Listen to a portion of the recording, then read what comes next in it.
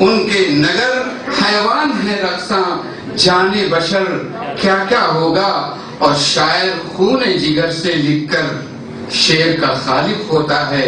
اہل سخن اب آپ ہی سوچیں کس کی نظر کیا کیا ہوگا۔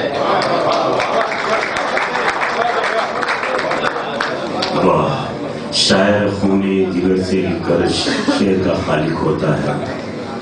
شاعری خون جگر ہے، شاعری خون جگر کا ہے لبالب ساگر، کسی کمزرف کی تفریح کا سامان نہیں۔ یہ تھے جناب محترم اشرف غزنوی صاحب۔ آئیے دوست، آپ سبھی جانتے ہیں کہ اردو ادب میں نسائی ادب کا بھی بڑا اہم رول رہا ہے۔ غزل کی پاسداری کرتے ہوئے جس خوبصورتی کے ساتھ ریکھا روشنی صاحب آج بھی سفر کر رہی ہیں، اس کی مثال کم و بیش کم دلسی ہے۔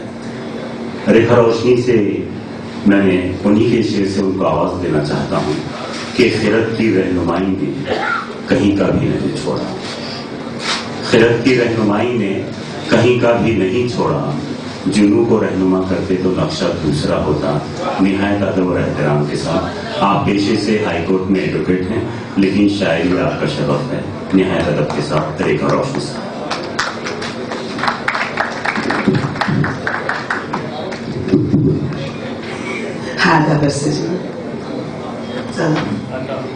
مجھے یہ فخر ہے کہ میں تہذیب کی محفل میں حاضر ہوئی ہوں۔ ویسے میں پیشے سے ایڈوکیٹ تو بھلے بتایا، لیکن میری مادری زبان